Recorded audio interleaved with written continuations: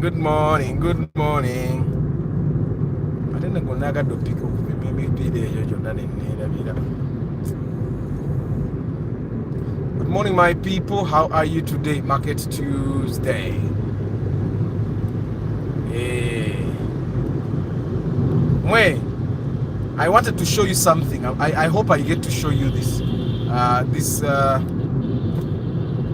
This thing that works with CVT gearboxes. Ideally, people would be driving in D mode all the time. That's drive, right? There is an S mode that I've explored today. It's off the charts. I don't know if I'll get a chance to show you, but I hope I do. I've not yet put a radio in my car. That's why you don't feel music anytime. Radio today.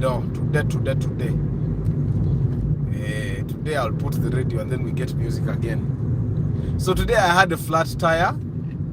I think something pierced the tire of my car, and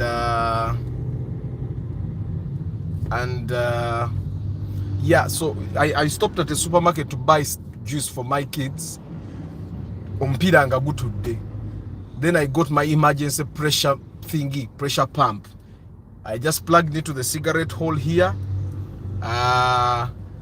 I switched on, and that emergency pump pumped the tire again, so I can safely get my kids to school. I get to work and probably get the tire worked on there, or probably along the way as I go to office I can get the tire checked out.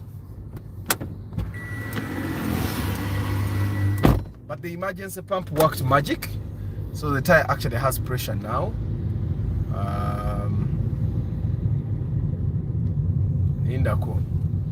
Even the breakdown broke down. The breakdown is going to be told also. Yeah, but I hope you guys slept well. I hope yesterday was a good day. I hope you had a nice night, and I hope you're looking forward to a good day, because I'm looking forward to a good day myself. Of course, not a day void of challenges, but it's regardless of the challenges we get, good is still good. As long as you are alive.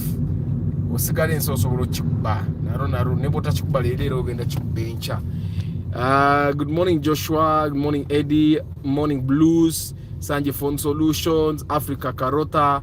Hashim. Mutumba Pade. Kenneth Best. Today is dark, yeah. Cosmas Agaba, Balvids, Myombia Mark, Charles Walusimbi, Moses Heath, good morning.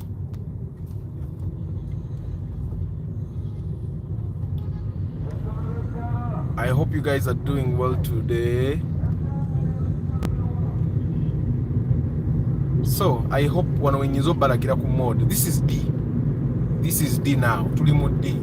Okay? This is D. This is D. This is D. This is sport.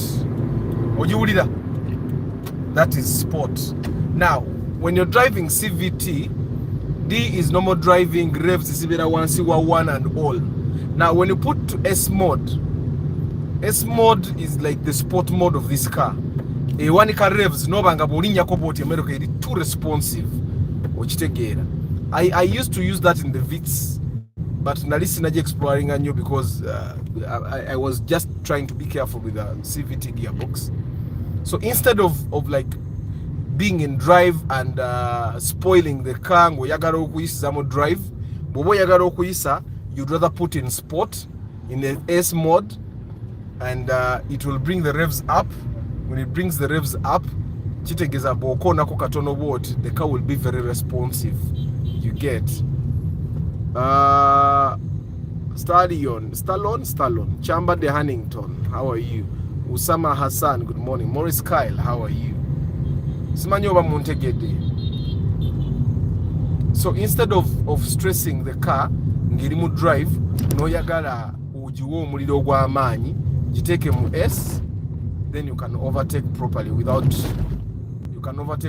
trouble.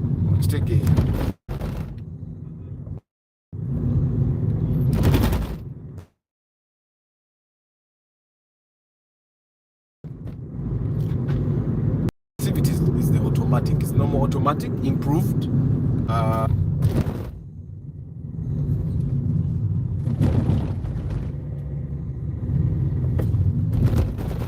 don't like these humps.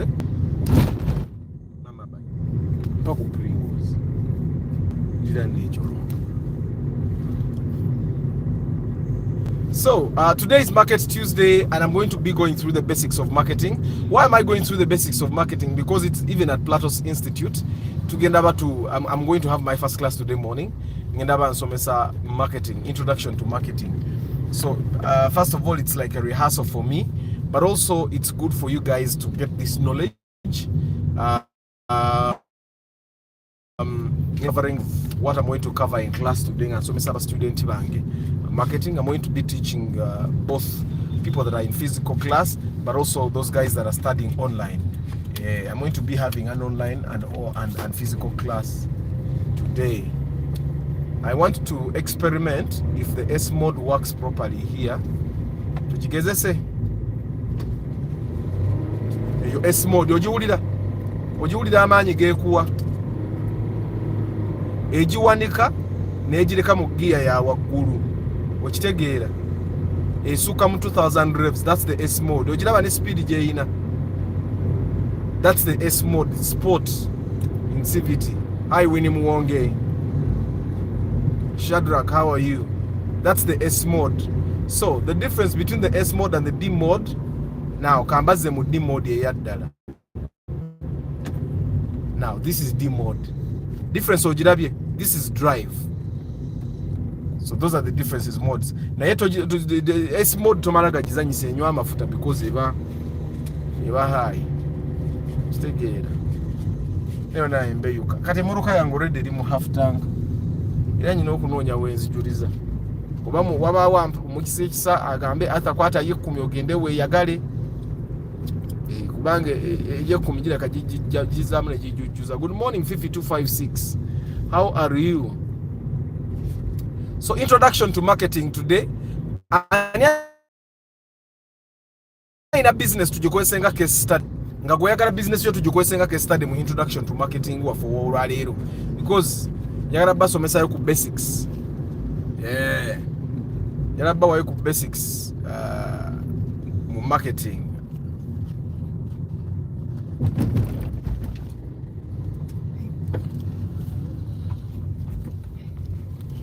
Ania in a business tujikozese. Good morning Stocker man.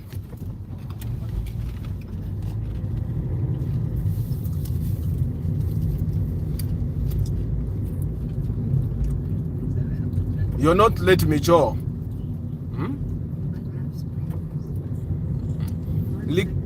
Liquid soap and detergents. Okay.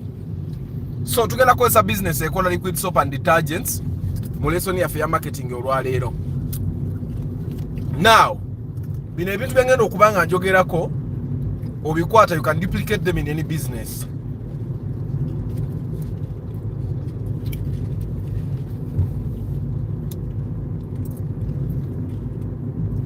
You can duplicate the principles I'm going to share to any. Hi Semwanga, Clark Rame, hi. Obakali akasozi ke bayita batya naweru. Yayo sinna mweru lugoba.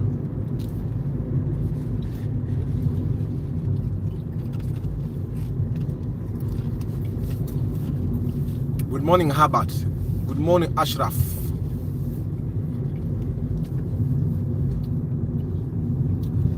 So tugenda kwesa liquid soap and detergents business.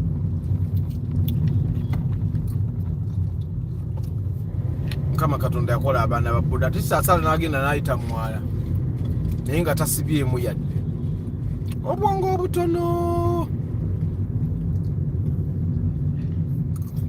So first of all, I'm imagining that this business has not yet started. Okay, so we are talking about a liquid soap and detergents business that hasn't yet started, first of all, we are going to give it a name. I know there is already a brand that is called Kleenex. So we're going to give it a name. Let's call it Cleantex. Okay? Now, you have to understand that in marketing, you have to marketing starts before you open the business. That's one thing you need to know. Marketing starts before you open the business. Marketing starts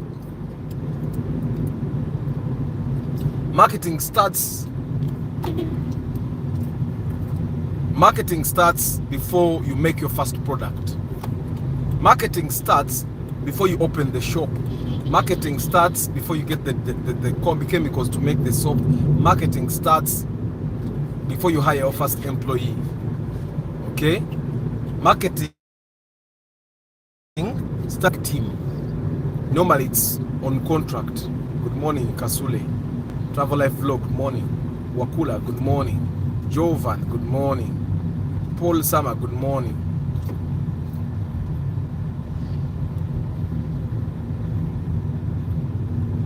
Yes, buddy, you have to pay tax. Yeah. Muruka inakuba commercial, by the way.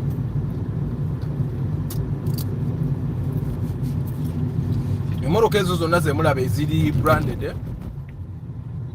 Nga bagi branding ze yonna. Those are commercial vehicles, they pay commercial tax. Commercial insurance. Abawa beyimu.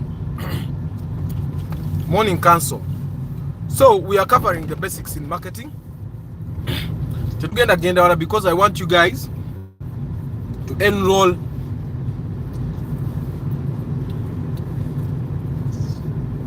I want you guys to enroll to my digital marketing class that is starting in February.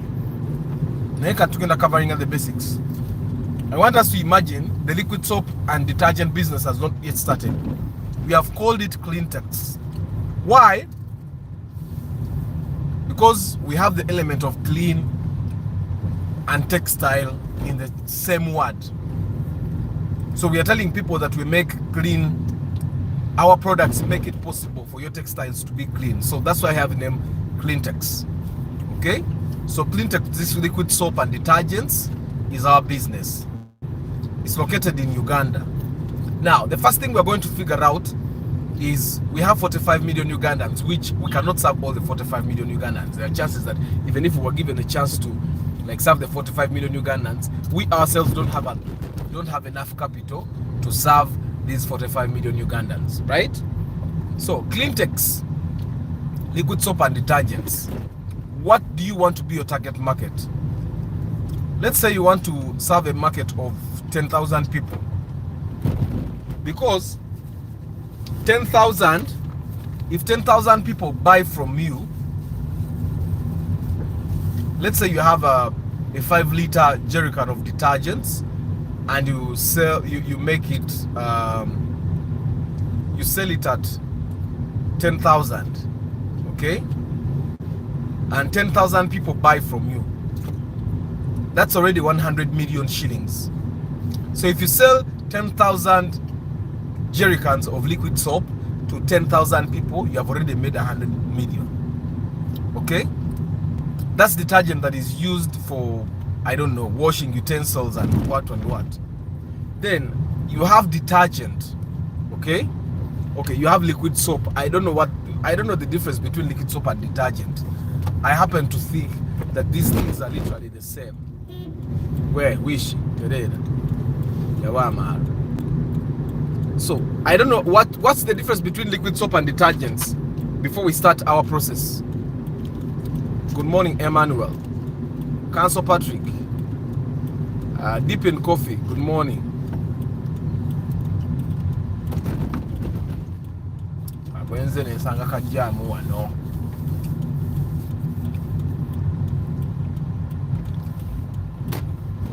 This one, yeah.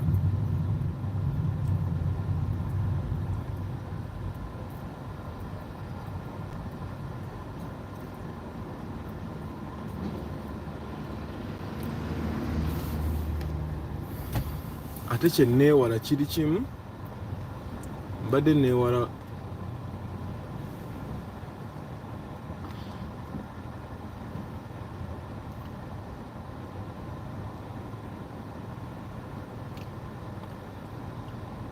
neewala zihampu ziri n'emmotoka sinnagiwanika yeekuuta so kaŋŋume.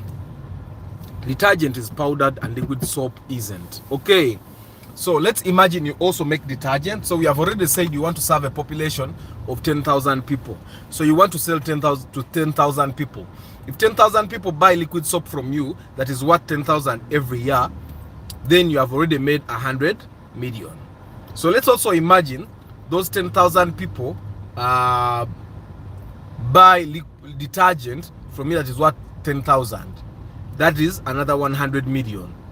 So that means you have already made 200 million shillings by just serving a potato, by just selling 20,000 shillings in detergent and liquid soap to each person that you sell to. Because that's how you start zeroing down on what you want your target market to be. So once you have understood that I only need to have a customer base of 10,000 repeat customers, and mark you, kizibu kusanga muntu nga alina amaka n'akozesa liquid soap wa only 10,000 annually. Kizibu nnyo. So bajja kugula like for 20,000 or something. Kati nze nganza I use a moroka every day. I use about 4 jerrycans a year. That's 40,000 shillings. So just imagine you have 10,000 people that buy from you liquid soap worth 40,000 shillings every year. You'll definitely be making money, right? So, good morning, Alan Mulindwa. So now that we have understood which people you want to buy from you, now you're going to zero down on which people you're going to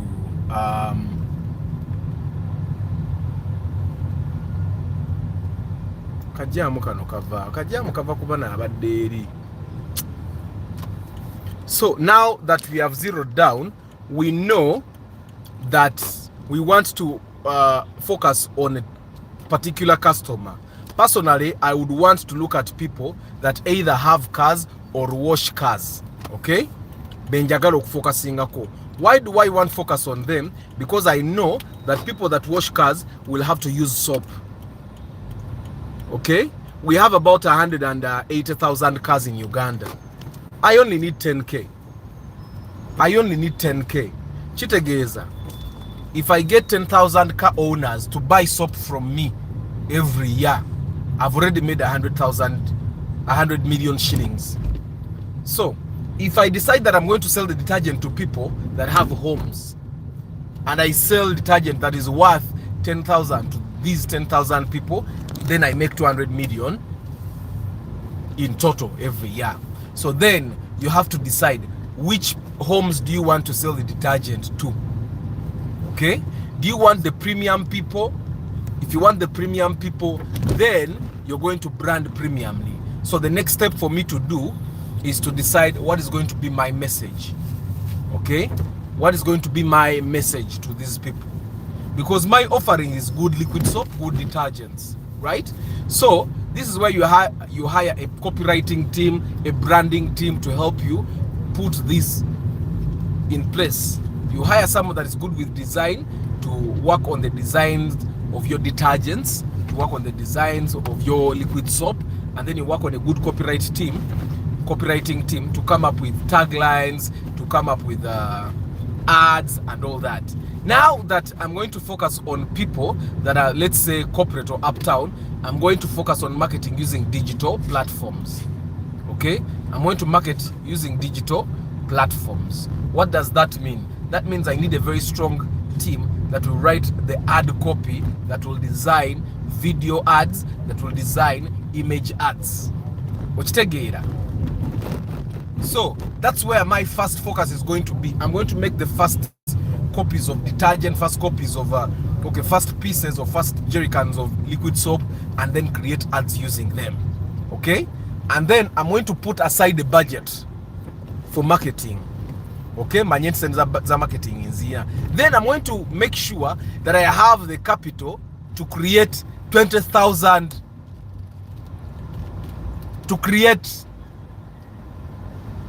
10,000 copies or 10,000 10-liter 5-liter jerrycans of liquid soap, because that's what I need to sell to make 100 million. Nkola obudomola 10 oba liquid soap mbuteeke wali manye nti mbutaddewo.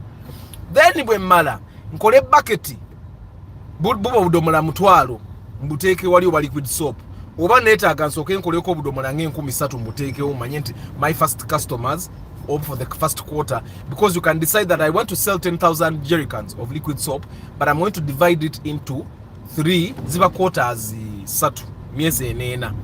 So how many do you need to sell? That's about 3,000 something 3,000 something jerrycans of liquid soap every quarter, right? So kitegeeza bwe manya okutunda jerrycans 10,000 per quarter, I have to make the 4,000 jerrycans before I start the marketing quarter.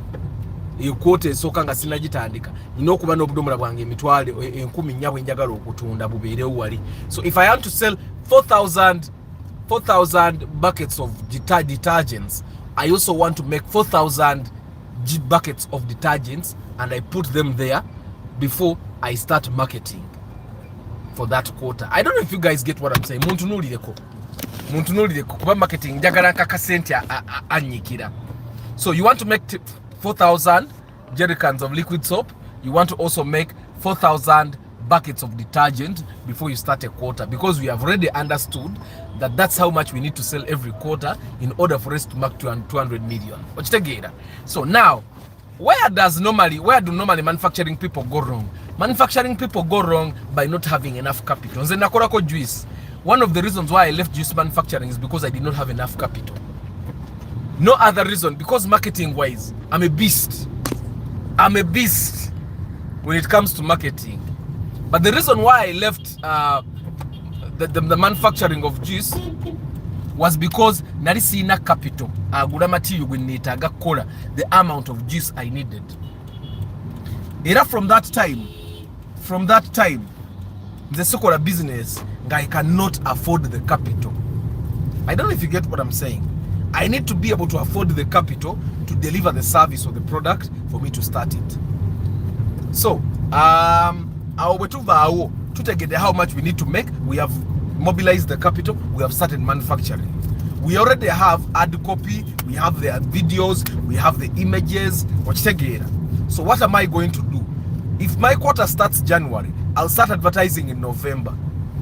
Okay? Advertising in November. Now, when you start advertising, what else do you need? First, you need a customer service team that is going to deal with these prospects. You have Google ads, you have Facebook ads, you have Twitter ads, and you have videos running on TikTok. You have influencers doing these things for you. So you need a customer service team that is equipped, that is trained to deal with prospects properly, to make sure that they buy, they come back. So to get the process for Tambude, we have branded, we got capital to start producing how much we need that quarter, because already to get target here for million bibiri ne tusegera nti for million bibiri twetaaga okukola obudomola omutwalo gumu oba liquid soap, twetaaga okukola bucket omutwalo gumu oba emitwalo ebiri eza detergent, because osobola okukola bucket ye15 oba ey'omutwalo depending on the market you're targeting. Because if I'm targeting a market yaboze motoka, I can make a special detergent for cars. So focusing on is nkola detergent wachi wa motoka, nkola liquid soap wa motoka, because that's a market that is not served in Uganda. Tukozesa area wengo ye motoka. Liquid soap gwe tukozesa, it has never been specific for cars. So this is for people that have the capital. Oba tolina capital togenda mu business ya liquid soap, bina bintu genda abantu ba training abaana muje mukole, yes twetetenkanya, no problem. That's where partnerships come in handy. That if I don't have the capital, I know someone that has the capital. If I have the capital, then I know someone that has the skill. Someone had offered for me okunkolera garage that I manage it, but that's too much for me. Nyine byokola bingi okitegera, and also that's not my area of specialization. Nyine ebirala byenkola byentegeera nga bwe ntandika okubikola nti I'm unbeatable okitegera. So anyway, kati that's where partnerships come in handy. If you know how to manufacture soap, kati tutegedde nti wetaaga kukola copies bweziti If you want to make 500 million every year, you just multiply. You have to factor in things like taxes. Then that's where you need an accountant to help you figure that out, or a tax consultant to help you figure out how much tax you'll be paying. But because you got business kasayingira million chikumi, you have to pay VAT. At the moment you start making 100 million, if let's say you make 100 million this year, next year, in year 3, register for VAT, or VAT. Because that's how you collect taxes for the government. I don't know if I make sense. Now, rakwate now music one, but then take our musical break. Information jemba what then nyingi processing. It's a lot of information to process.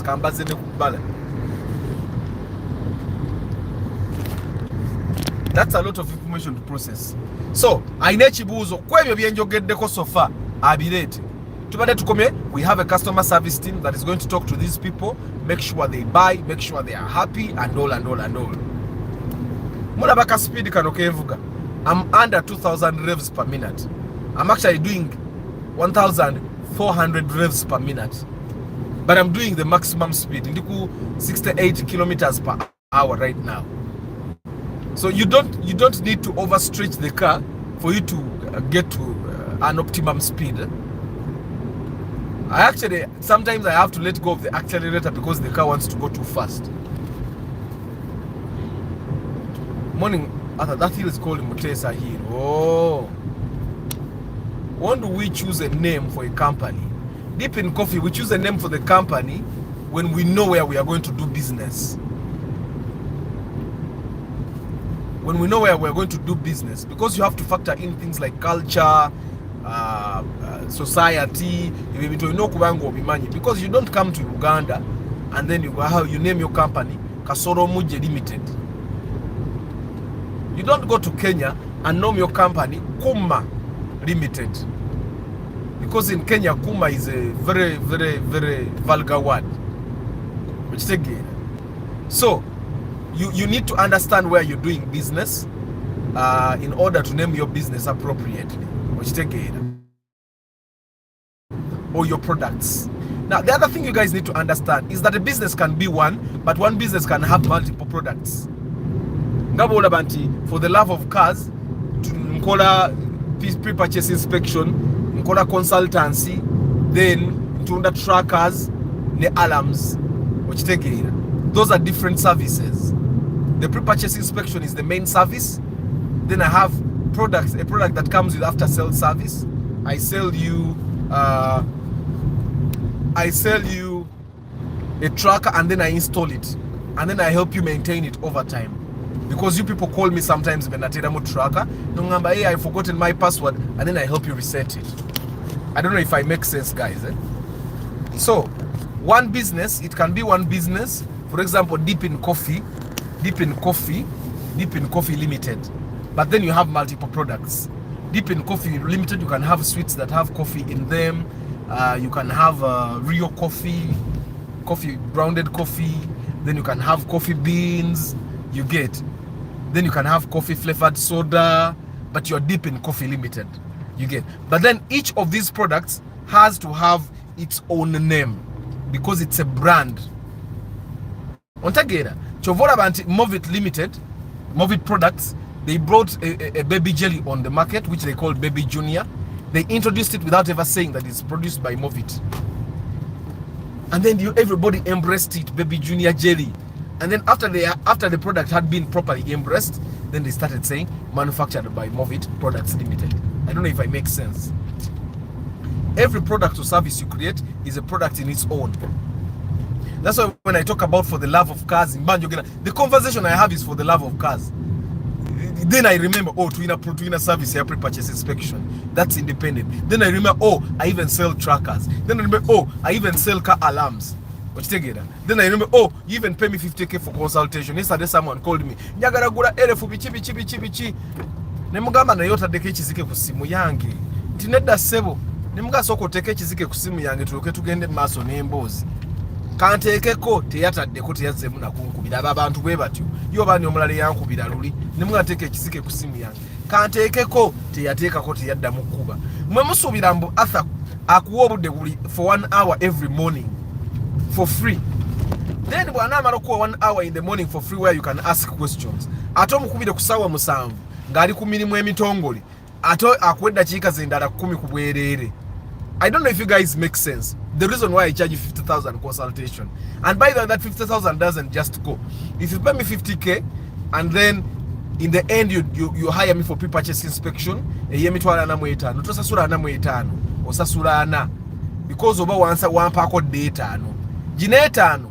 Njagala ojimpe nti ne bw'onoogenda n'ogula emmotoka nga siriyonze sifaayo. Nkuwa amagezi go ogende weetetenkanye. Okitegeera naye bw'oba tosobola kumpa kizike. Don't engage me. Engage me only here or on TikTok. I don't know if I make sense. Bobanga toyagala kumpa consultation. Let's chat via the broadcast, through the comments in my TikTok. Yes.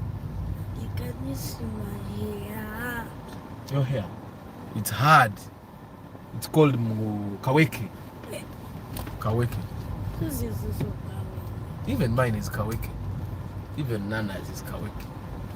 So, I'm going to read your comments. I'm going to park somewhere and read your comments. So today I had a flat tire. Mbadde nvuga nyimiro kugulira bana ebyokunywa ku supermarket. Omusajja nakonkona ku diriso manya ndabirwa mziba wangu. Si mu bubi. Bannanga you people, every step gy'otuukamu weebaze Mukama. Nti nze Mukama nsobozezza okutuuka ku step nga nsobola ovuga ng'endabirwamu zange ziri waggulu. Mumanya kiki kitegeeza? First of all kitegeeza emmotoka gye nvuga si nkadde, endabirwamu zambuka. Ekyokubiri ekola SC. Ekyokusatu si byebyo. Manyi njagala nnyo okwogera ebintu ebingi. Wano kangene mpanike emmotoka kana kamusike kakubye emmotoka yaffe eggulu. Kali abula kawanvaako. Kano no kaliko naye kali baaba. Kangene mpanike emmotoka. Leero ngenda wanika emmotoka nena gisamuse pulinje emabega. Ndabe obuddamu okumpu kawanvu. Kana kantu abantu abakateeka oti bali professional. Tebamanya nti wali abasajja abagenda okujja emmotoka zaabwe mu bondi.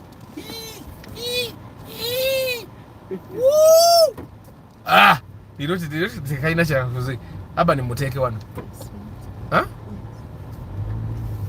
Aba, see you later. Wait. Let me come to a place that is a little wide. Yeah.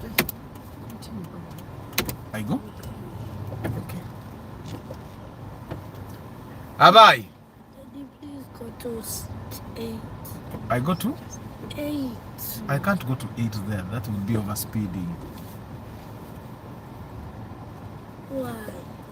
Because you don't need to overspeed in a school zone. Isn't that common sense? Huh?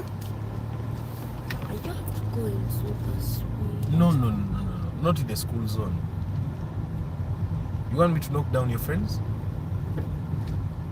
Huh? But what? That if I be late. You're not late, you're already in school. But do you know where my class is? I saw it last time when I took you. Yes. And you were scared of going to class. Yes.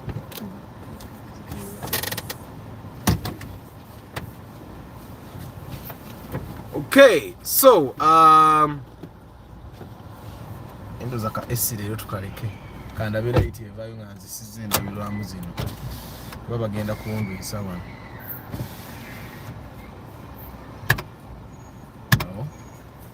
kabuzibunze buno battle bugira ku mmotoka zino sibwesi inzo okugira wano kagano ku ate bu jump starting machine bwange tebunnajja kale kanzijemu at least AC. Okay, inevitable discovery. Good morning. Naye marketing gwensomesa akwata oba mutegeera mangu nnyo nga baba nnyonnyodde nnyo. Eddie Pro, good morning. Brian Wanyama, good morning. Arthur, yesterday you talked about Alphard. Do you recommend it to someone working in Kampala but staying in Gayaza? Yes, if you can afford the fuel. But the Alphard, it's best if you buy the 3000cc version. Arthur, since you have given us that business as an example, my business is a school. When am I supposed to start marketing if I'm to start in February 2025? Now, if you're going to start in February 2025, right now, you should be working on the environment, furniture, sign posting. You should be working on the website, social media handles, okitegeera, creating networks, okitegeera, in churches, or okubanga right now you're already networking, okitegeera. Then if you're opening in February 2025, by third term 2024, which is about September, you should be marketing, because it's a school. Parents start knowing where they're going to take their kids next year in third term. Good morning, feel good music. Deep in coffee. Does business in Uganda have a stage to start the online marketing, or you can start the online marketing even before? Online marketing, generally, marketing in general, should be started before. Let me see if I njagala kujjako engine inno. Bana imugumire darkness, so that I turn off the engine. So marketing in general should start way before you open your business. Create the vibe, let the people know that you exist. What does email marketing work? Email marketing, you market using emails. It's like saying divine events, cause me, I'm into so much in events. I do decor, sound, catering, and also car for hire. It's all in one. Mr. Arthur, is that what you're saying? Exactly. So divine events is the company. And you have services and products. Decoration is a service. Sound is a service. Catering is a service. Cars for hire is a service. So although you need to brand them. Now, these are too many services to do at once though. You need to start with one service, because a service is not like a product. A service is bigger than a product. With a product, I can make a phone, okay? And then once I've made this phone, I have a template, so I can make 10,000 copies without even looking. But the service, you cannot duplicate services. So it means that if you have decoration, you need to first of all grow the decoration service or the decoration brand. Grow it. And once that has grown, then you can think of adding sound system. Otherwise, if you have decoration and sound, one of them will go down. One of them will be poorly done.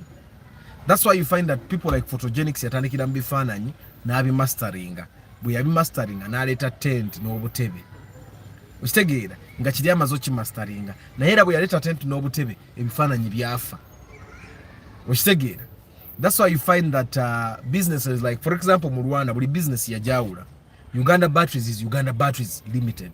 Strictly batteries. So they can innovate and create batteries of this sort, batteries of this sort, batteries of this sort. So divine events, this is what one thing you would do. Divine events does decoration. One thing you could do is create divine deco. I don't know, whatever you want to call it. Divine decoration. Now, divine decoration, Divine Deco Limited. Mulimu birthday decoration.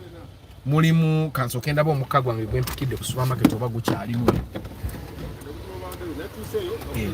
Omuka gukyali. Bane mu globe bu emergency pressure pump. So Divine Deco ekola birthday decoration, that's a brand. Nti me. The guy is marketing apomera. Let me tell you, twina Divine Deco. Now, mu Divine Deco, muina birthday decoration. Birthday decoration yoka. That birthday decoration is oro kukonda million nga 10 omwaka. Just the birthday decoration as a brand. Nobody ne wedding decoration eyesoro kole million nga 3 omwaka. Nojja nobera ne kwanjura decoration. I don't know if I make nobody an anniversary decoration. Ezo zonna services ziri zoka, you can brand them alone. Ngatu nagazi wanyo gende eri, you have to look at one product, not about what dimensions can I play with it. What's the game? So yesterday we had an open day and I was talking to prospects abana abagala okusoma ku Platos. And I was telling them we have only 6 courses at Platos. By the way, ku Platos Institute, twina courses mukaga. Twina about directing, twina about acting, twina about script writing, twina about arts management. Okay? Then twina about customer service and customer care and digital marketing. Why do we have only 6 courses? Their institutes have seen gabaina courses nga 10. Nenga tebaina course je basobola kuyimirako ne bagambe eno fe tusinga. kati if course zonna zetukola you can go in literally every other, you can go to other places to study those things ngokujjako abasomesayo basomesanze obanga basomesa abasomesa bange nga teri aina content gwe tulina ku platos okitegeera. That's what I'm saying. Nti divine nga tonagenda mu sound. Should I give you this cover? Nga tonagenda mu sound first master diko oberenge Kampala mu diko. I think the reason why majority of businesses in Uganda diversify so fast, the reason why businesses in Uganda diversify so fast is because they literally haven't mastered. So they don't know what the best way to do a certain area of their business. Nti omuntu abera na events company nenga mu decoration tanna masti mulungi kiri awo.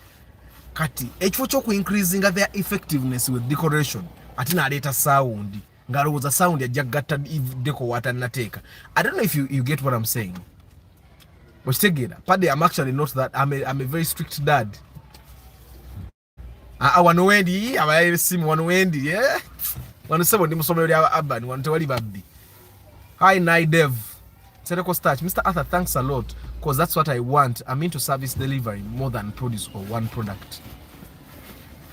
Kati okitegeera Starch chengeza ko kugamba nti your business is too big eh?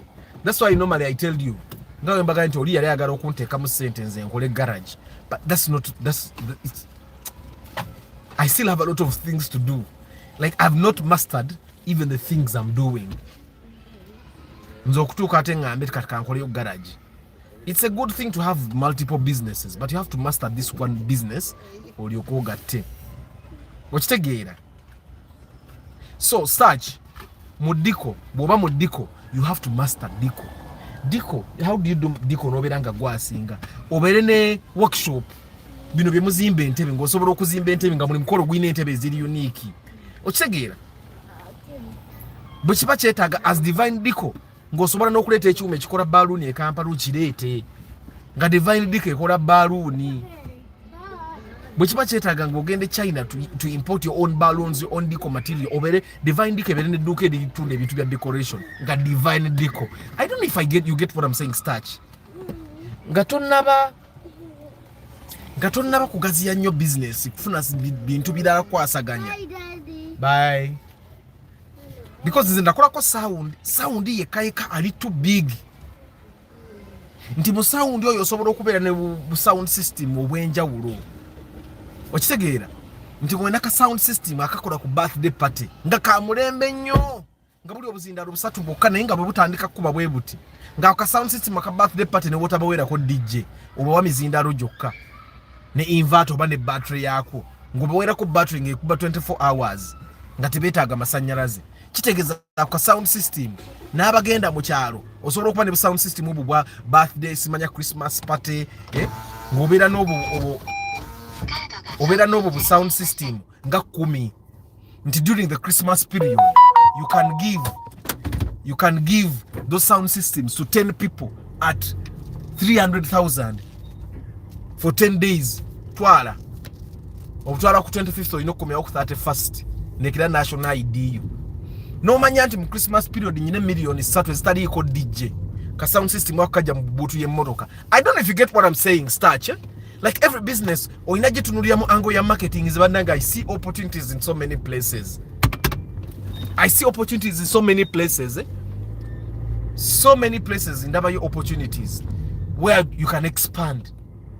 Like for example, ze bwendaba bulabi garage bwenti ngina dimension genda bira mu garage ndala nnyo ng'omuntu wa marketing. Okitegeera tinze ndaba product nyenjigaziya so much.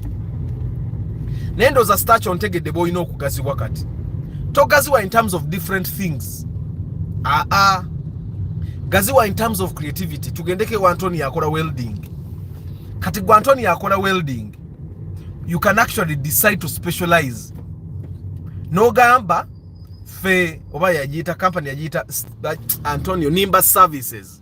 4 tops and 2 base beams, 1 rack and generator. You can make a kwanjura wedding and so forth. Exactly. Kati Starch ngato nagazi wagenda mbinji lwaki toyina eyo sound system ekole embaga ngoyina sound system ezo nga mukaaga Until on every day you can do 5 weddings, 6 weddings. Nga buli wedding bakwadde million. Nga tonnagenda mu ddiko. Soko okole sound system emoji mastering nga buli mukolo gwokola guba class. Ekole sente okole eyokubiri, okole sente okole eyokusatu. Bw'oba ogenda mu banka, ogende mu banka weewole ozimbe sound eyokuna, oweze sound mukaaga. Nga gwe bakumanyi. Ewo sound tevaayo ng'olina sound system mukaaga. Nga you can do 6 weddings on a day. Million. Oweko DJ 15. Oweka abaana abasitula emitwalo nga mukaaga. Omanye nti buli wedding ogifisaako emitwalo 5 nga ki? Gross. Ze million mmeka? Si ze million 3 every Saturday. Okitegeera? But that doesn't come easy. Abayi. Omupiira gw'empise guweddemu. Oba kasu. Ngenda balaga ka machine kempikisa by the way. Omanyi kati waliwo emmoroka ezimu ezitajja na spare tire. Of course this one has a spare tire. Does it? Omanyi unajja mmoroka mu bondi nga nane yesikebedde sinze najija by the way. Omuyindi yaginsibako. Era ngenda kuddayo mu banje ka eriyo ka wali ba kali tekaliiko kyekirala ekitaalimu. Of course waliwo ebisinza munenya naye kano ka eriyo abaana babbamu kabbe. So anyway, you guys, do you see how you can... Right now I'm reading a book. It's called 1 + 1 = 3. 1 + 1 = 3. It's a masterclass in creative thinking by Dave Trott. Very nice book. So anyway, buno obuntu bwe bunyambako anyway nango okugaziya endowooza gye ndowoozaamu. Morning, me I'm a service provider for wedding, birthday cakes and ushering. Julius, era ogaziye nnyo. Era ogaziye nnyo.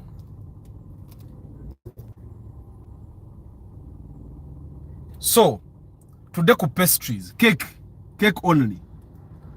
Cake. Ku New Year's Eve nayagala ordering a cake for us as a family. The only place that could give me cake in time was Cafe Java's. Every other person would nakubiranga ngamba mpaamu ennaku nnya. Sisobola jikuwancha. Cafe Java's told me they could give me my cake by tomorrow. Ne bampa options za cake zigesobola okuba ready in 2 hours. Ne bampa options za cake so mwe kati Cafe Java's oyo musajja Mandela mumuleke yakwata business ey'ebyokulya na masteringa nagaffe tugenda kufumba fast foods ne pastries na masteringa. You can go to Cafe Java's ne wesanga nga bakery eina manager waayo eina ba supervisor baayo bakery yokka. Then ogenda ngeina ab'ebyokunywa kuliko manager waayo ba supervisor baayo n'abakoze. That's a department. Ogende kubakola pizzas manager waayo, because this guy yasara won't I'm going to do food and I'm going to master it. Law of JK chechiriwo man. Morning. Okay. Good morning Paul Banalia. JK, what is synergy? Because these are a bunch of things that this guy talks to. For example, he has sessions he did with Steve Jobs. Mr. Arthur, I wish in my dead year at campus I came to you for sure. Because even my economics is like simple commerce. I'm not a CEO. Tompanika nyo. Nchate nkanyanjiri bakampala. Good morning, Isaac. I don't know guys. Mumpe business endala. Ya start tujimaze. Tumaze okumugamba tagaziwa nnyo. Asoka akwate ekintu kimwachi mastering. Okitegeera. The last digital marketing class abasoma December. Basoma November. December I didn't teach digital marketing. Basoma I think they did November. So I had a photographer student. Bamuita, you guys can go and follow him abali ku TikTok. Channel ye eriko Daffy Artsy photography. So this dude akola photography. And we had these sessions in class and he was like, name Mr. Arthur. Kati bintu mbidaba bla nyo.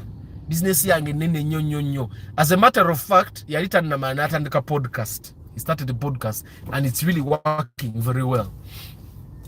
Because it's one of the marketing tools that he decided to actually use. Arthur, I design proposals and business plans. How can I streamline my marketing? What is your target market?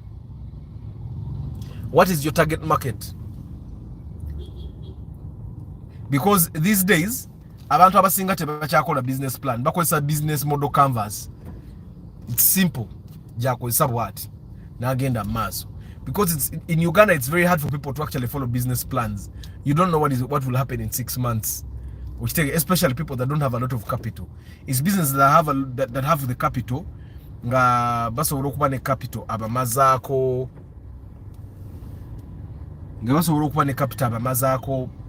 like the break-even period, abo beetaga business plans. But abantu abasinga abatandika nga ine emitwalo 10 ate nga ayagala akole business yabo kadde 10, osegera abo business plan ne sente zigisasula batazisobola. So what is your target market? Sajja ali wana ali mugula bundazi bwa 10,000, omanyi obundazi bwe 10,000 nabugulanga nga tuwandiika kafe wali. Good morning Isaac. Bana guys, kamsewa akarango kano nange. I do pre-purchase inspection. If you're going to buy a car and you need to make the right decision, I'm your man. The school yamba ko biyambe kufuna bufunyi moroka joyagala. Wabula, we also help you get the car you need. You pay a small amount of 450,000. I come with a mechanic. That 450,000 also covers our fuel. Mutambira ne moroka ngatubaka SCK, and then we go choose a car that is good, not only in a good budget but also good for you. So Abdurrahim, mobile phone business. Papa, the poultry business. Now Chamba de Hannington, good morning. Nalongo's investments, you know him, Daffy Atsi. Was a very good student. Ate yasasulanga bulungi n'amalayo sente ze, ne ku graduation yafe yakuba ebifaananyi n'akola ne videography.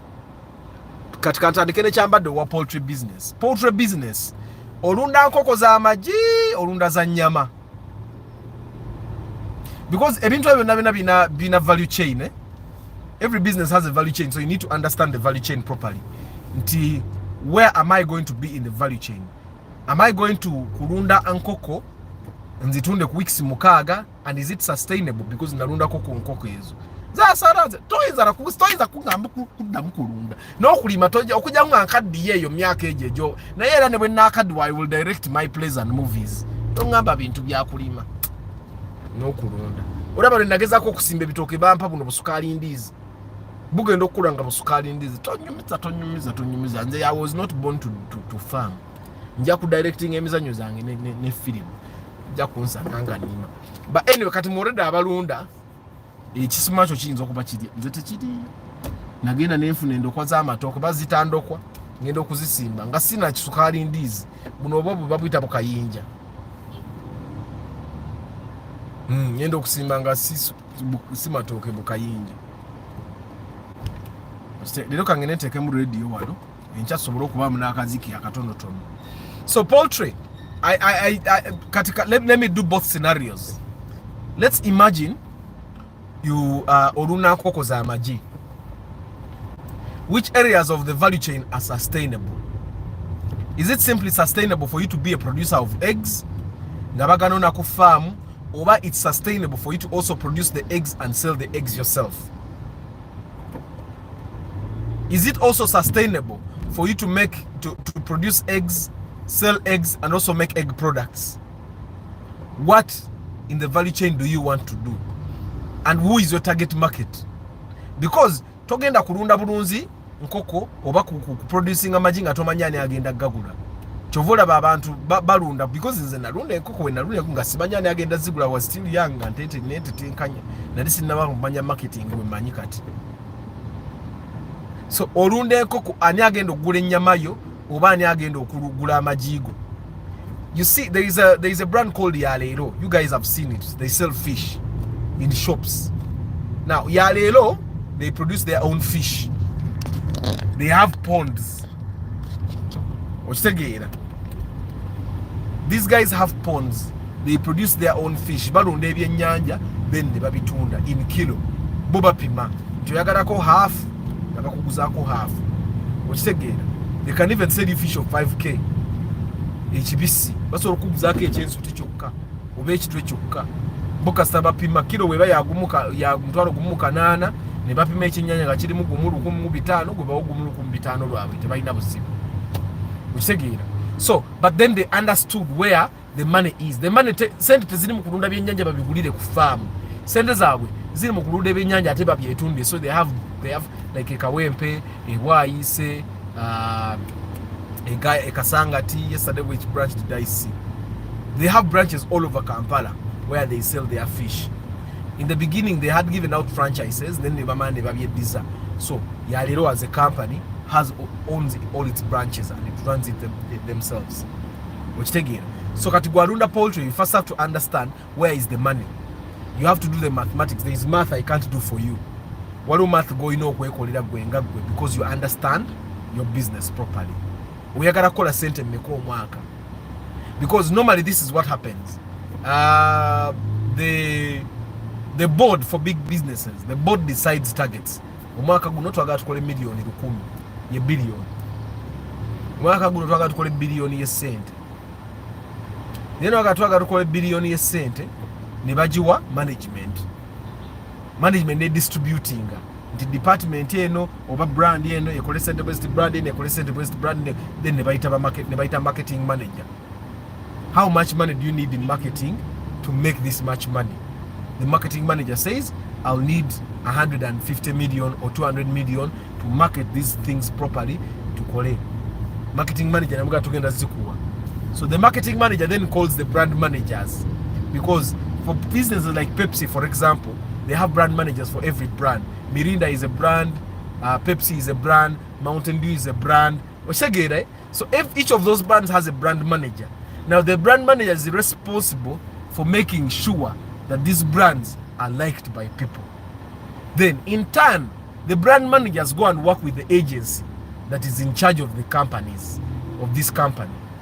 Each brand manager has an account manager or agency to develop nice messages. Then when the agency creates all these messages, then they have meetings at the agency where the brand managers and the marketing manager sit and approve the messages to be pushed out. So billboard here Jordan be Mountain Dew. It went through rigorous preparation. It went through rigorous preparation. Agency, yagira designer na creating a copywriter na take a message, neba presenting a meeting ya agency neisa, agency bo yaisa neba ita marketing manager, brand managers neba tura nabo neba isa. Then no yokola billboard here. It did not go.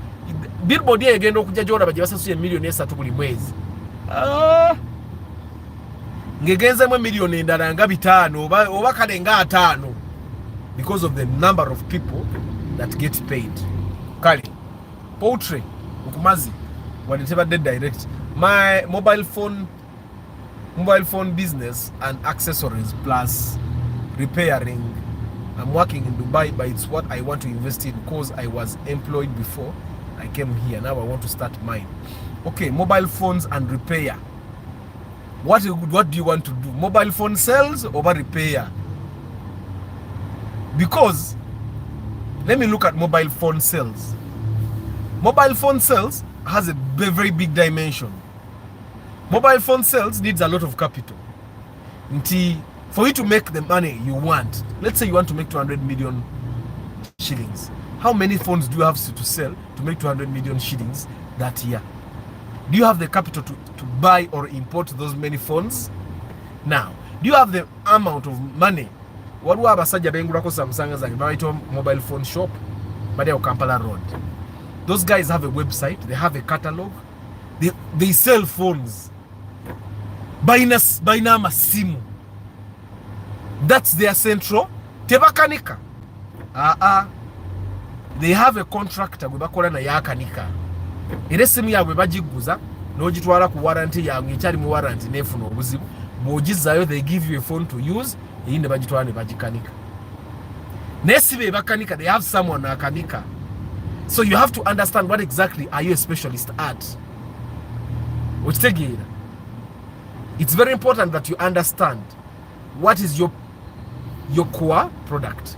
Katwalabanze, I can edit. Maybe because I don't have the time to edit. Episode is okay ya podcast jenakoze nga ndinze kasi na aja uploadinga. Irabo entuka ku office went nina editor gweno kubira ajja ku atemu wako oyo mangu. Yagenda kola dakika nga 2 nga amaze. I will upload the video very soon. Okitegeera.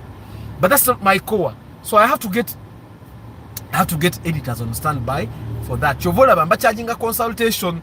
because I want to develop a team that will do these things. So kakati Abdurrahim, what are you going to do? Gaton nava Dubai yeyo. Osalewo, bobo saze wanti ngenda kola mobile phone repair. Come and be the best in Kampala. Gura weduka nga mwemuka nikabukani simu. If it's possible, go to a dealer uwama simu. Ubanga Nokia, ubanga Tecno, ubanga Infinix, ubanga Chi. Go there and ask to be their primary repair shop. Ngira ne baba gaba warranty. Baba gambe simyo wenefa gende Warahim phones ya George Kanika. O centeringe ku kanika kitegeeza buli kyuma ekikanika essimu ekyomulembe tambula Dubai gye babitunda okiguleyo. Bwe kiba kyetaaga ku importing a half a container of tools ogi importing. Buli software yeetagisa mu kanika amasimu omuleete nga gwe teri simu ekulema. Oleme kubeera mu bintu bingi. I don't know if you get what I'm saying. Bwe kiba kyetaaga ku importing a board, gwe board ozireete. Create networks in Dubai, China, where you can buy the things that you need in mobile phone repairs. I don't know if I make sense. I think I do. Tosola gama mobile phone business and accessories plus repairing. That's too much. If you bintu banji babikola neera babeera out bava mbetegeze ku byalo byammwe mbwatundayo obusimu bwakanika taina kyakola kyamanyi byonna abikola. Good morning, Live Life Georgie Nkumazi. Electrical field installation and repairs. Which electronics? Is a motoka, is a nyumba? Because then you need to also know your target market. Are you going to be dealing with contractors? Are you going to be dealing with individuals? Are you going to be dealing with new buildings over existing buildings? Are you going to be dealing with installation? Are you going to be selling the machinery? Are you going to be dealing with electronics things, machines? Or are you going to be dealing with simply installing wires and into sockets? Focus on one area first, master it, be big in that area to the extent that it can sustain itself, then go into another area. Which again, kindly throw some light on business that operates in providing recruitment services to companies. A business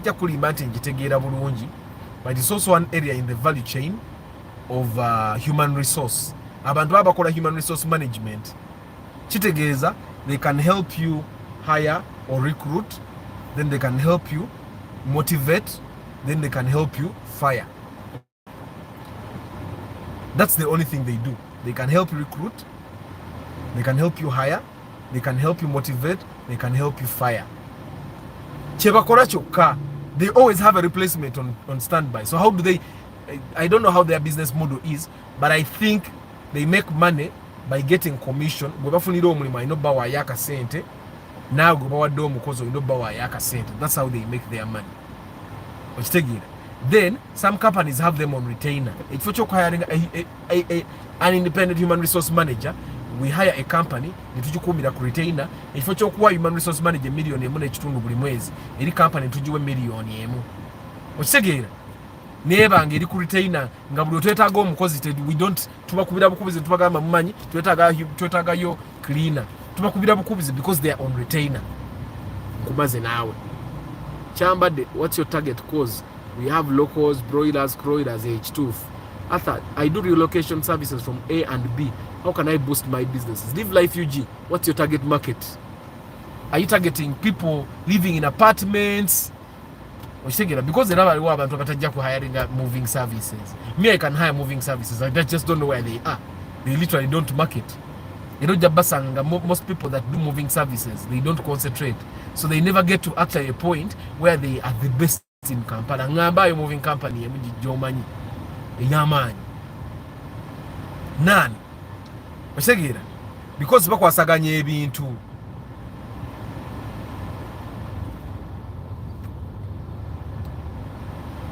Bakwasaganya ebintu bingi. I don't know what this thing means. Bakwasaganya ebintu bingi. Okitegeera. So you need to understand the target market. Ogitegeere first. ogibale oyinza ogikolera mu sente. That's where the mathematics comes in. Business analytics, business intelligence. Okitegeera kati ava marketing gwe tugiramu nobala nogaa twetaaga kola sente bwezi ate ne capital noba nga omuyina, because business esobola okugaana because of so many things, because you don't know your target market, no gambling and no gweno no, because if you're going to be moving for businesses, kitegeeza you will know what is important in business, what are they looking for, what things don't you need to break, what things don't need to be moved. Okitegeera what things do they value, you will master that. Utandika okubanga bwebo moving bamanya when Arthur's company moves your business, it's like you never even moved. Nti moving mulimu so many things, mulimu oku uninstallinga, mulimu okumovinga, mulimu oku installinga. Do you give all those services? Oba go kwata bukwasi you uninstall, oba you don't even uninstall osanga ba uninstalling nze, you just move to the next location. Oba you do uninstallation, moving and installation. Kitegeeza mu uninstallation mulimu technical work, carpentry, mulimu ba electrician, okitegeera. Then the installation era gyebali olina okuba ne ba painter. What exactly do you do? Okitegeera that business is too wide. Can you move my office and make sure it looks exactly how it looked gye twali eri ewakadde, nga customer bw'anajja n'atusanga gye twaze wapya tajja nakutegeera nti waliwo difference. That's also big. So you need to first of all understand your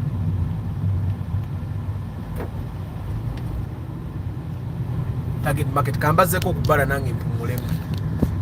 Munansonyiwa ka music tekannakola, bagenda kakola leero ka music bakateekemu ate muddemu mweyagale.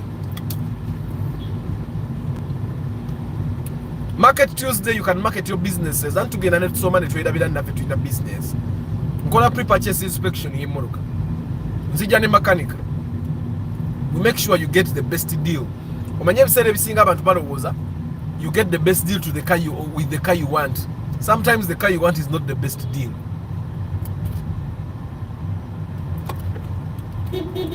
We primo genda ebitala bitutadde niba n'abantu bakulirawo ebitala bitutadde n'omusirikale n'amala kuyita n'omusirikale amutundira tamutegeera waba akulirawo abano ebitala bikutadde n'omusirikale amale kufuuyira firimbi.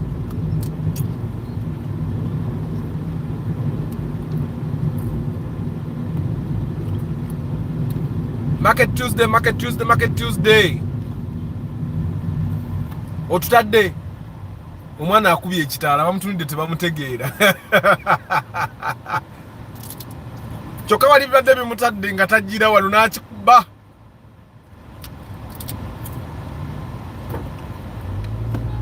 Akubye ekitaala maaso g'aba traffic bamutidde namu. You can ask me marketing questions in biddemu. It's already 1 hour. They don't get up once some introduction to marketing. Platos. And by the way, for the people that want to learn digital marketing, tugenda to call digital marketing in February. We have an intake for February. Buli mwezi tubera na intake ya digital marketing. So February will be the first intake for digital marketing, then March, then April, and like that. So omuntu ayagala okumastering marketing, I think that's the best at a budget. Platos is the best choice for you.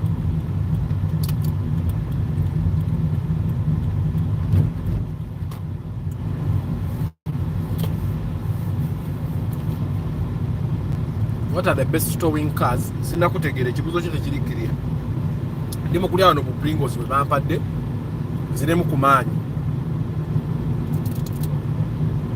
Lucky Mosaic, good morning. Jombo Juma, good morning.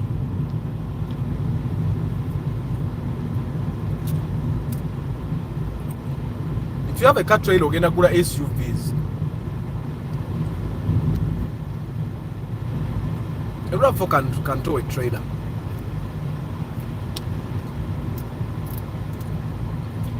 Alan Mulindwa. Marketing class ya February, online ya mitwala 5, physical classes za mitwala 3.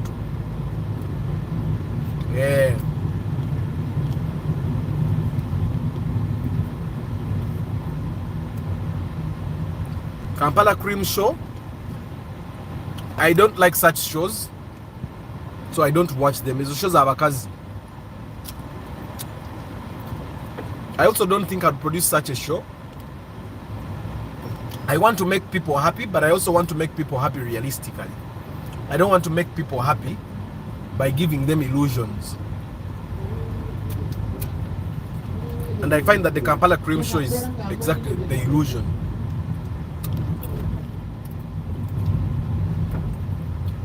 Lero mundu wa busoso vuga characteristic ango okayise. Ati characteristic ajigula Saturday.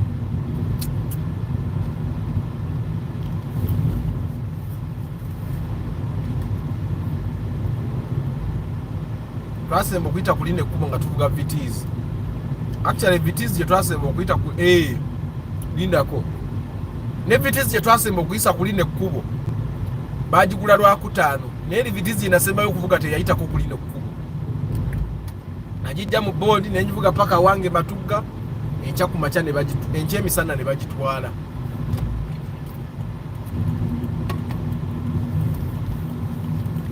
Neka VTs kali kabalagavu. Nze nonde mmotoka bannange ekyo kyokatola yakimala.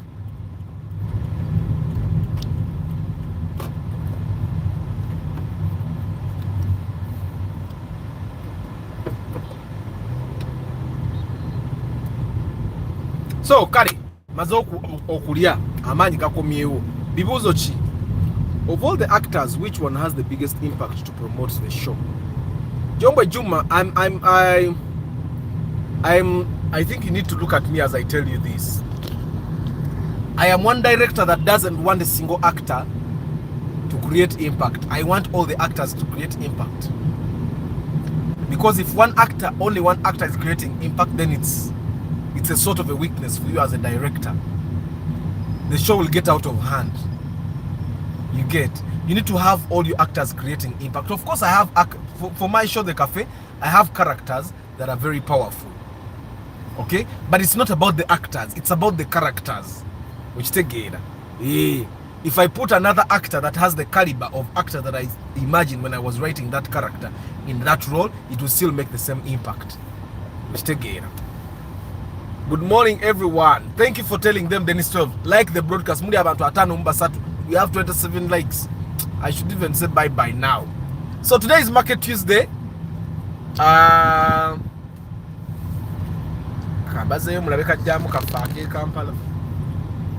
have a business in Kampala that's performing well, but I want to venture into a different business for side income. What's your advice? Eddie Pro, if the business is self-sustaining, you can venture elsewhere. If you have a business that is already doing well, it can self-sustain, you venture somewhere, you can diversify then. Which again, diversification is not something that should happen to you by accident. But you prepare for it.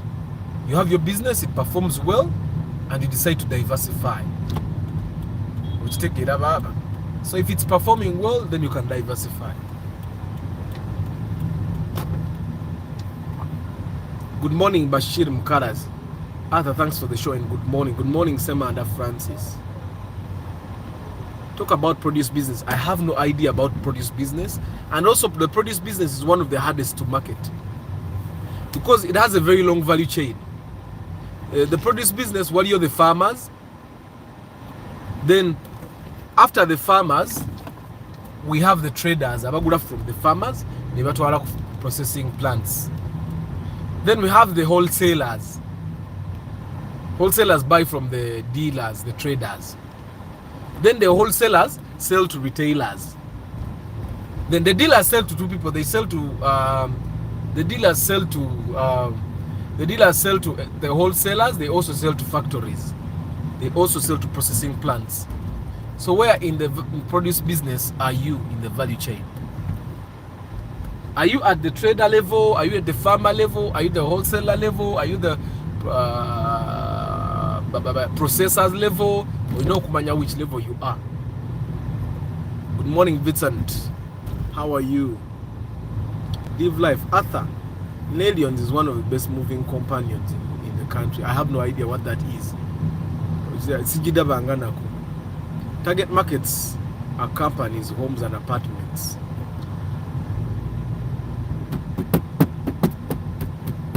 Companies, homes and apartments. Companies is a valid target market. Homes and apartments is not a target market. Because a company, you can define a market, you can describe you can define a company, you can describe a company, you cannot define a home. You cannot describe a home, you cannot define an apartment. So you need to find which people in apartments are you looking forward to. Single people, family people, extended families, moving, and you even give them a van if they don't have a car, or what will be into your car. They want to get the live life UG.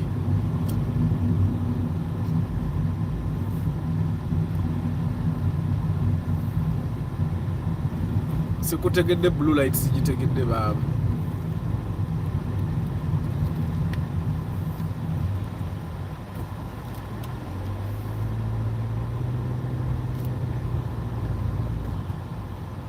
Hi Akimu. How long is the entire market session? It's 1 month. It's 1 month. Arthur, URA has changed to a new system of e-freeze. How have businessmen found it? Since now, no business can miss it. I find that it's okay. It's a good way for the government to collect taxes.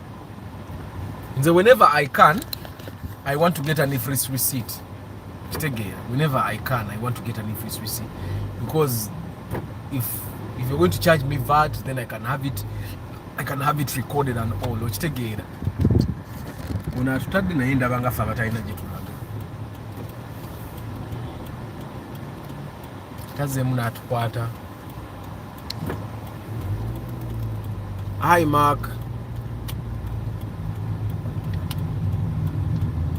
Brian Emma. Okay, I'm going to share a flyer on the channel because the times of the classes nange katisizimanye, but my admin knows what goes on, so she creates the timetables and all. So I'll share a flyer of the digital marketing class here, and then we see what happens after there. Good morning everyone. Good morning Samuel.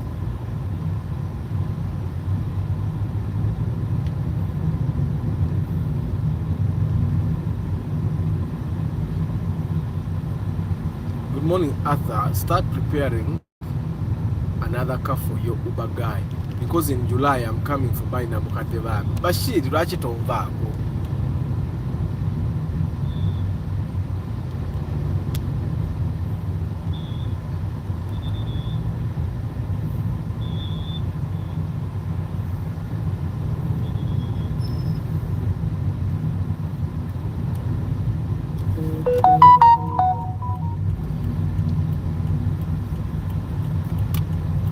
Katulabe ekipande kiranga Rock kati. Rock Telecom. Rock Telecom eyo ematuka teriyo. Era tebagirangayo. Rock Telecom eri mu Kampala Central Business District. Pozi ne Bugorobi. Ochegeera. Je tali tebagirangayo. So you need to understand your target market. Your business already ekola sente. Nenga tebawa bana Uganda bonna. Bayinza baba bayina akasoma ngo omutwalo gumu. Nga gwe kubabeezaawo. Okitegeera nenga lwaki sibasiibula bantu mmwe tumulemu njogedde nnyo mbadde sina nnyo breaks ziri awo.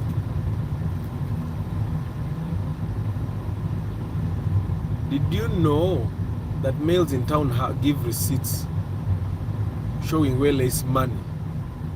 Malls, where less money than the tenants actually. One pays 1.1. JK. Most malls in Uganda, most malls in Uganda just give you a receipt to show you have paid for July. Tebogera sente. Because bebogera sente you are eba mazi. And you know the tenants in Uganda don't have choices. Kambarage sport mode. Eyo bagiita sport mode. Muje ulira. That's the sport mode. Enyumira nno kati nja giwomerwanga ku highway. Ojuwide bwe revinga waggulu. puts the revs really high. So I'm mastering CVT right now. One thing I've realized, okulaba ng'emmotoka ya CVT togiteekako leakage. Kuba weeneebeerako leakage ojja girya. Then okulaba ng'emmotoka eno togivuga bya kigwagwa. Omuliro gwayo gulina kugenda gradually.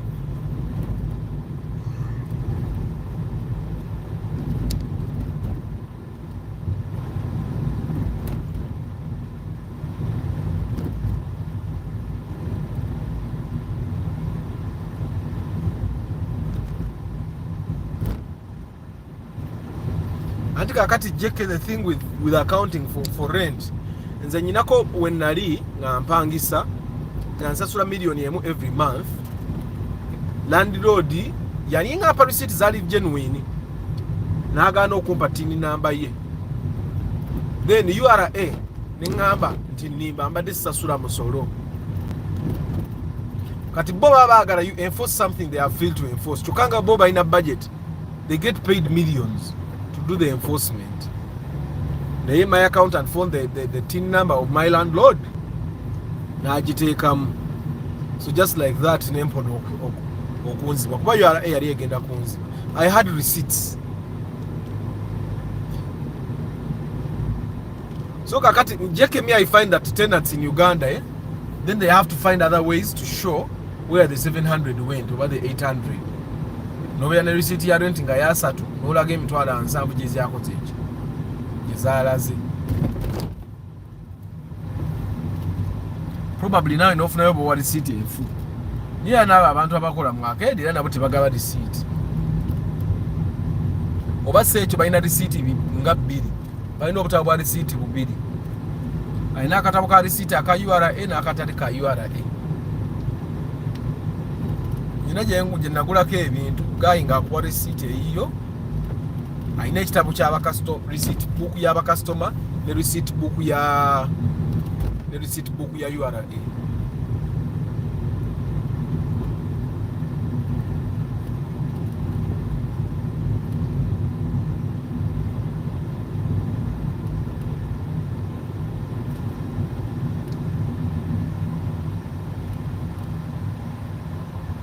Welcome, Roger. But you have come late because I'm about to say bye-bye.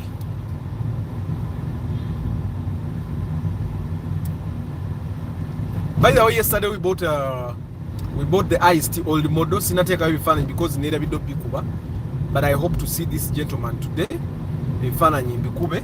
Twagiguze yabadde AW twagiguze 14.7 million. And then it's interesting. I'm going to tell you the conversation tomorrow. Even me, I used to run to receipt books in the shop in town. That's why URA is taking people. The taxes are too much. Taxes are too much. So now people have to devise means of surviving.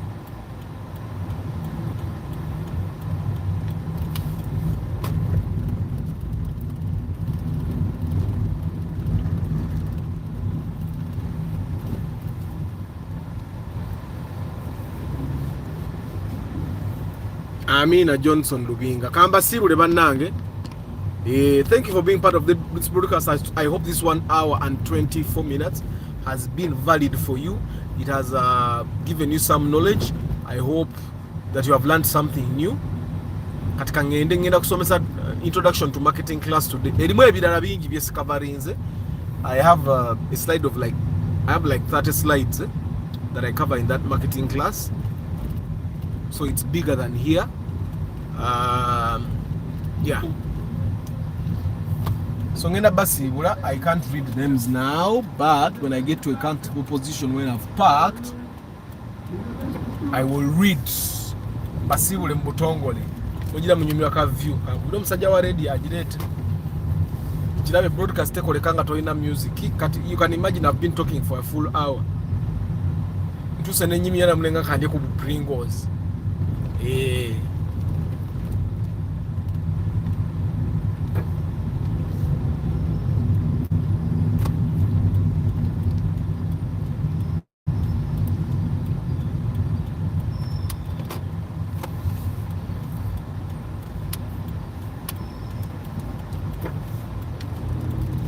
awo temutya bwe tutyo bwe tuvugawo oyajaga atha bikibyo bwe tutyo bwe tuvugawo olumba gifula ne wanuwe ng'ezambuka tezikyayambuka abakkirira be bakkirira bokka.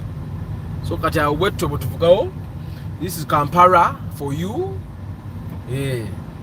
Ebintu ebikola e Kampala mu nsenda tebikolayo. Bwe yayo to reflector. Bana mwe bali kubera ku broadcast mu ndete emirimu ya pre-purchase inspection. Akasente katone emitwalo 45 is very small money for other. I should be charging more. Muna babana abavuga wanuwe. Atajja yekazanga ataddeyo olutwe.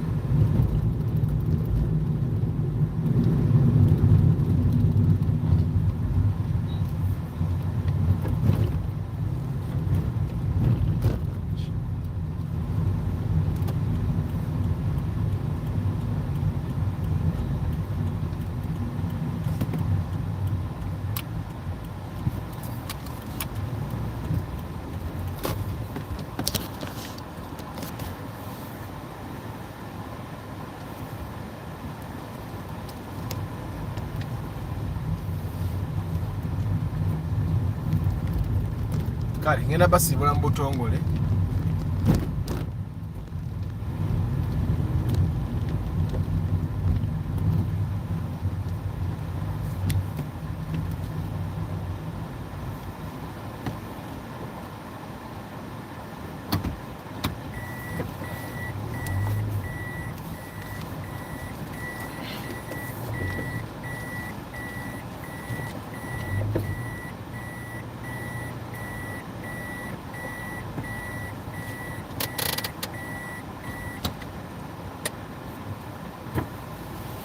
Kale kamba sibule mu butongole Mugalasi Joshua Tusime Eddie Augustine Blues Nsanji Phone Solutions Africa Carota Ashim Augustine Blues Mtumba Pade Kenneth Bess Master Director Master Academy Balvids Cosmas Agaba Muyombia Mark Charles Walusimbi Moses Heath Chamba de Hannington Silve Stallone Kawesi Usama Hassan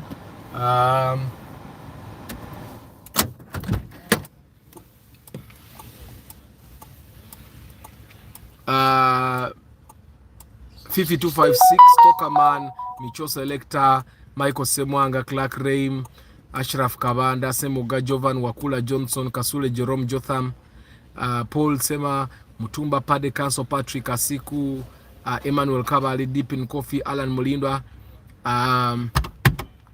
Semusu Wilba Lubura Chris Fitness Nsereko Starch Deepin Coffee Sikumaze Mr. Richie UG, Majidu Sekajugo, Nevitable Discovery, Eddie Pro, Brian Wanyama, Ray, Feel Good Music, Deep in Coffee Nakumaze, Ney Dev, Majoala Julius, Paul Banalia, Anselm Isaac,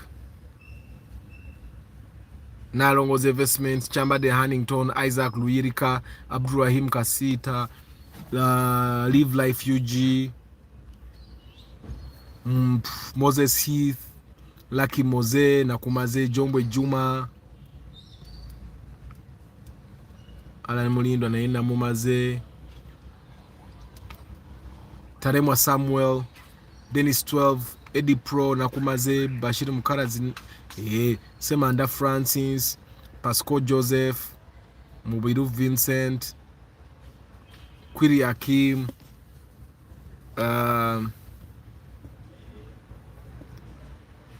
Brian Emma, Gabula Mark, JK, Zadi of course, Marvin Rouget, Frederick Bwire, Johnson Lubinga, Sekaja John and Brian Bwire. Guys, thank you very much for being part of the broadcast. Don't forget to give me pre-purchase inspection gigs so that we get good cars. I come with a mechanic and we give us only 450,000. Kwekuli ya mafuta agatambuza Central Business District yoka, by the way. Kwekuli sende za makanika kwekuli nezangi na abani nebanyo amatate mwida. I also sell car tracking devices. If you want to install a tracker in your car, because your car is an asset. Tokwata million 15 nomala gaziteeka nga the only solution, the only security you have is a key. Nga security yokayoka joina kye kisumuzo kye moroka. You have to have other securities.